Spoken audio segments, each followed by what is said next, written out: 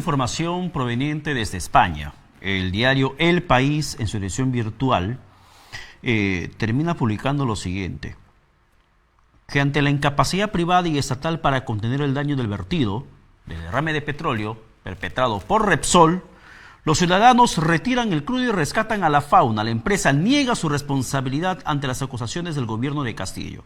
Y ponen como titular de esta información: los peruanos limpian con sus propias manos el derrame de petróleo de Repsol en el mar. Eso es lo que dice el titular de esta edición virtual digital del diario El País de España, en la que es un recuento de hechos que vienen ocurriendo en estos momentos, en la que hay una ausencia, uno por parte del Estado y segundo por parte de la empresa. La ausencia del Estado se termina graficando en la falta de mano dura para que se pueda exigir a la empresa aplicar los planes de contingencia que debe contener el documento. Alguna estrategia, maquinaria, mecanismo, cronograma ante la ocurrencia de este hecho. Y mejor, para conocer un poco la amplitud de cómo se opera en estas condiciones, estamos con el expresidente de Petroperú, César Gutiérrez, en la comunicación. César, ¿qué tal? Buenos días, bienvenido a Vescable. Buenos días, Pedro, muchas gracias por la invitación. A ver, en España están informando que quienes están limpiando las playas o el mar es la población. Son los ciudadanos, no la empresa, menos el Estado. ¿Cuál es tu opinión sobre esto, César? Bueno, primero esa es la realidad, ¿no? Desde un primer momento. O sea, Repsol que debería tener un plan de contingencia y que es obligatorio y se presenta. Hay una especie de declaración jurada que lo tenía y no lo tenía. Eso es evidente porque no actuó inmediatamente, y pasado ya prácticamente 8 días desde la ocurrencia del hecho, vemos pues que la columna de hidrocarburos se sigue extendiendo y probablemente llegue a Piura, que es lo que dice. Entonces, lamentablemente, por el lado de Repsol no tenía, o sea, Refinería Pampilla no tenía ningún plan de contingencia y no está poniendo los elementos necesarios para poder contener ni limpiar. Pero por otro lado, el Estado, cuando ocurren este tipo de cosas, también tiene que intervenir, tiene que pedir el apoyo de privados y tienen que intervenir todas las entidades que pueden intervenir en tratar de contener y limpiar. El Estado está a través de sus funcionarios en la foto, pero no ha estado en el tema de las acciones para contener. Después se le pasará a la empresa la cuenta por todo aquello que el Estado no debe hacer, pero tiene que hacer. Pero lamentablemente ni el Estado ni la empresa, ninguno de los dos está a la altura de las circunstancias y el daño se sigue prolongando. Ya, César, sin embargo, antes problema aquí, pero un segundito, que es el origen. Todavía no lo he esclarecido. No se sabe. Yo he visto una presentación de los CINERMIN en el Congreso y esto va a ser un proceso que viene en la vía administrativa y la judicial, que podemos demorar 4 o 5 años y puede exonerar a responsables. Eso también se está dejando de lado.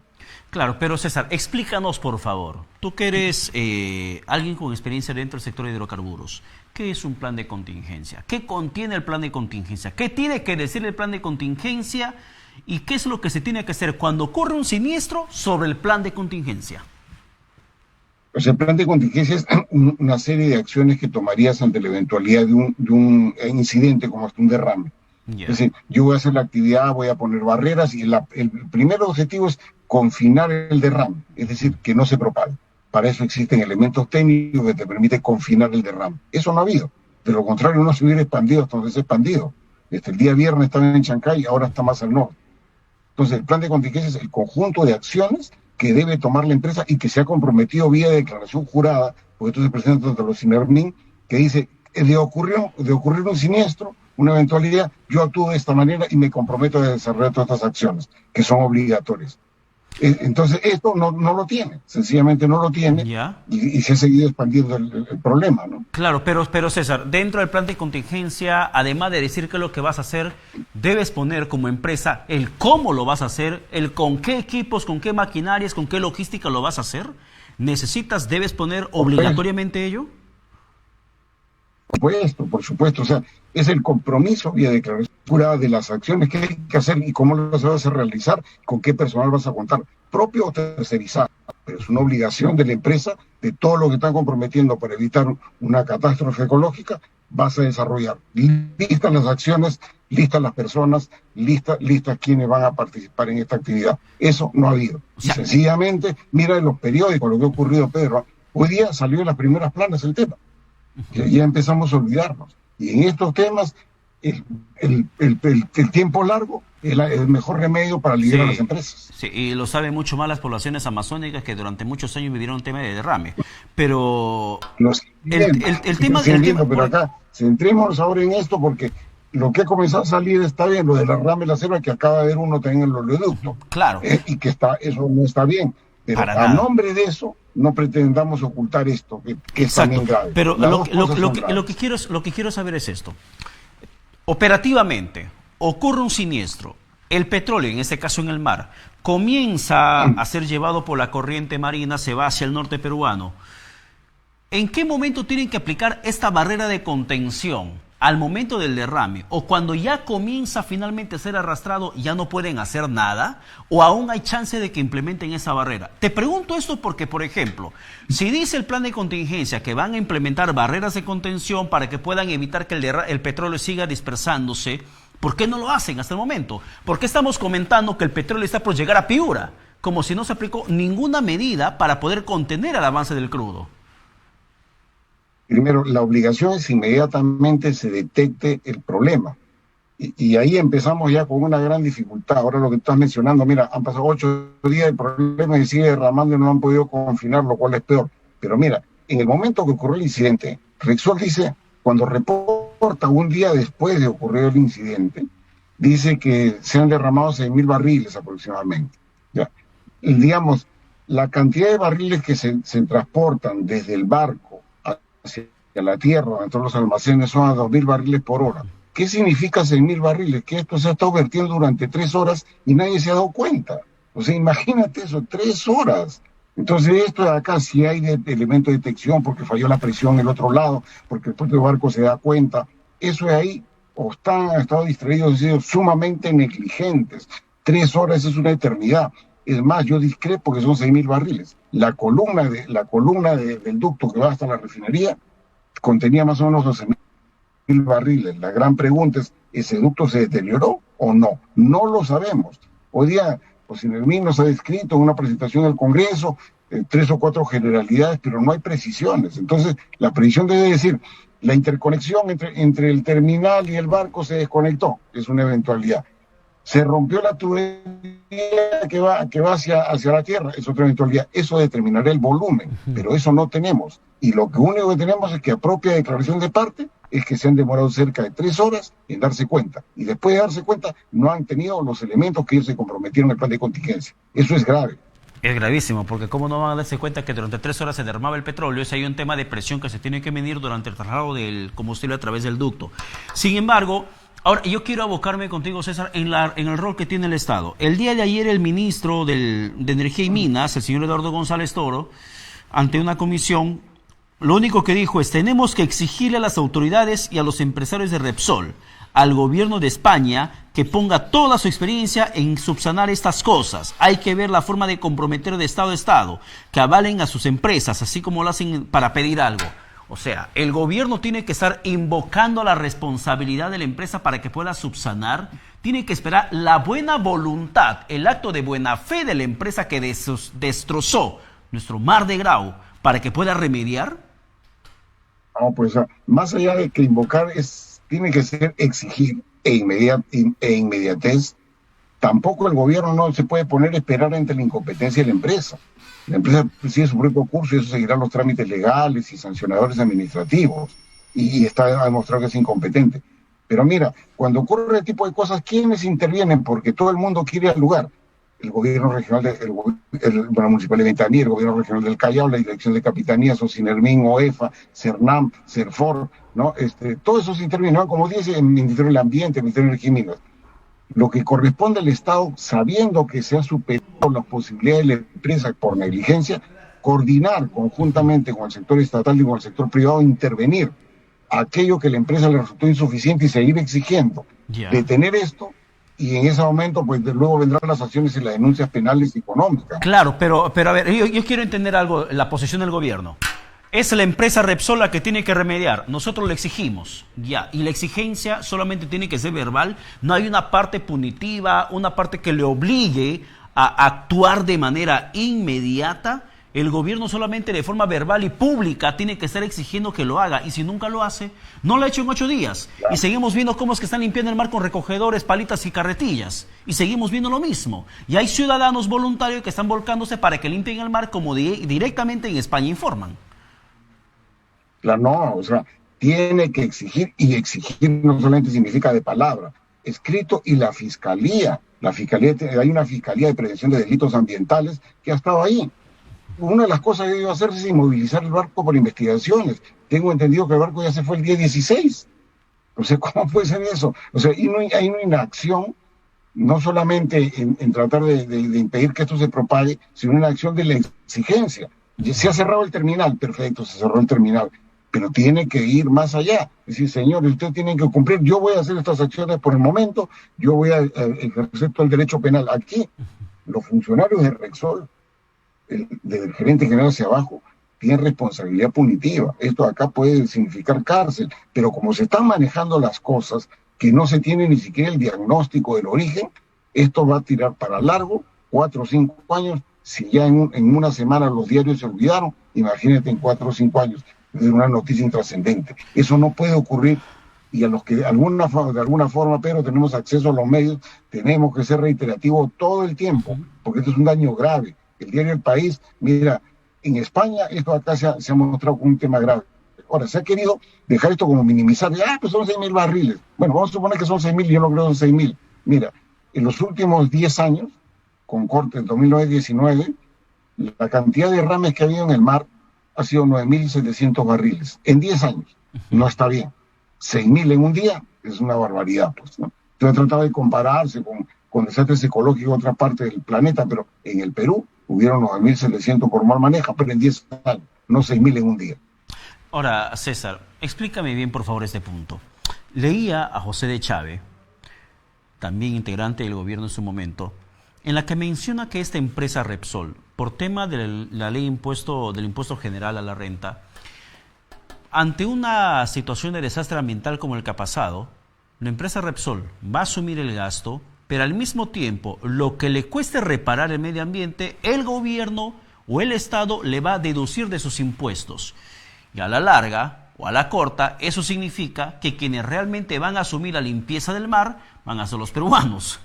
Porque lo que va a gastar Repsol, dijo de Chávez, lo que va a gastar Repsol remediando el ambiente, le descuenta los impuestos y finalmente nosotros asumimos la limpieza. ¿Esto funciona realmente así tributariamente? No, eso no tiene por qué ser así. Pues, o sea, primero en estos momentos, digamos, mira, cuando hay una denuncia a un funcionario, a mí me ha pasado, una denuncia a un funcionario, ¿qué es lo que ocurre al día siguiente? El embargo de todas sus propiedades, el embargo de las cuentas.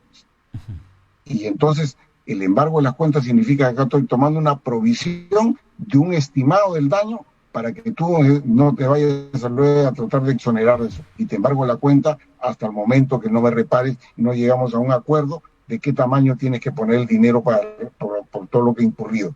Eso tendría que empezar, y no deducible, por supuesto, el impuesto a la renta. Eso no puede ser deducible.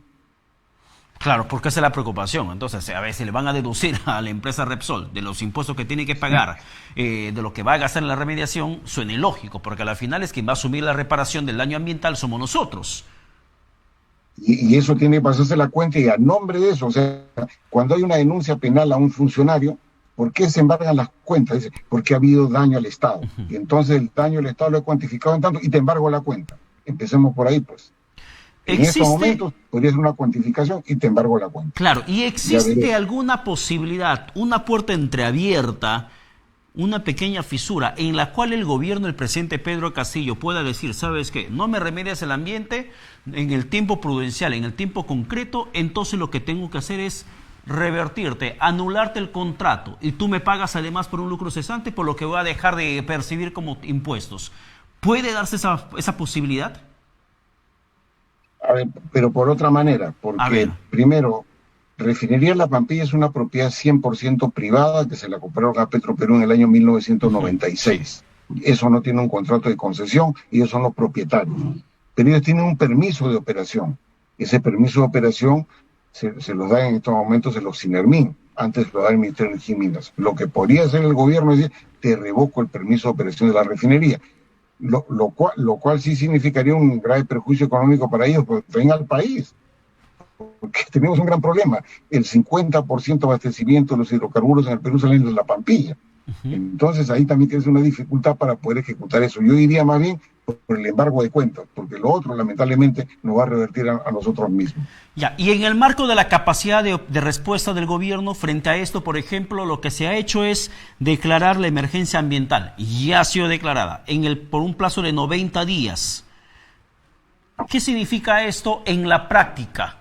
El gobierno puede decir 90 días para la emergencia ambiental, pero realmente, ¿cómo se va a traducir en la limpieza del mar y de las playas?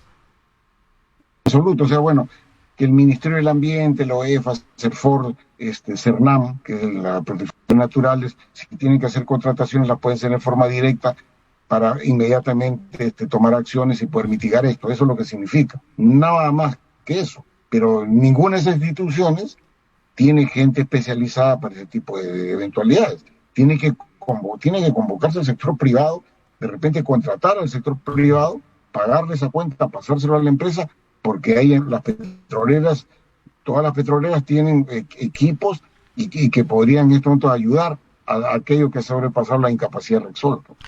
Claro, pero el declarar en emergencia para que el gobierno pueda tener la facilidad de contratar a privados o a terceros que hagan la limpieza del mar, ¿eso no implicaría hacerle la chamba a Repsol, que es la que directamente tiene que estar trabajando en la remediación y evitar que este petróleo se siga avanzando hacia el norte?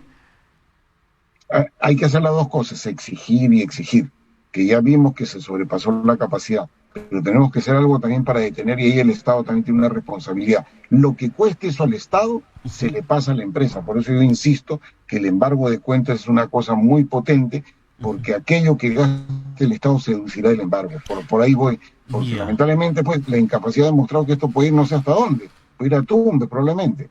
Y esto no podemos seguir ocasionando daño, hay que trabajar en conjunto, pero hay que exigirle a la empresa y todo aquello que gaste el Estado a través de terceros, hay que pasar la cuenta a la empresa. El embargo de cuenta me parece una información valiosa la que nos estás comentando, que tendría que darse, pero lamentablemente que no está ocurriendo.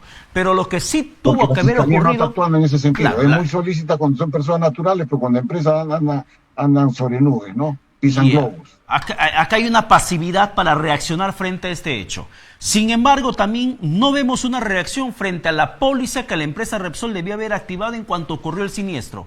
¿Qué pasa con esta famosa póliza? ¿Por qué no se conoce la magnitud para que se pueda finalmente, primero que nada, resarcir económicamente a la población que está directamente impactada? Porque incluso se habla de una afectación económica al país en el aspecto turístico de 200 millones de soles con esta ocurrencia del desastre ambiental del derrame del último sábado. La póliza, explícanos cómo tendría que haber funcionado y en qué momento activado, César.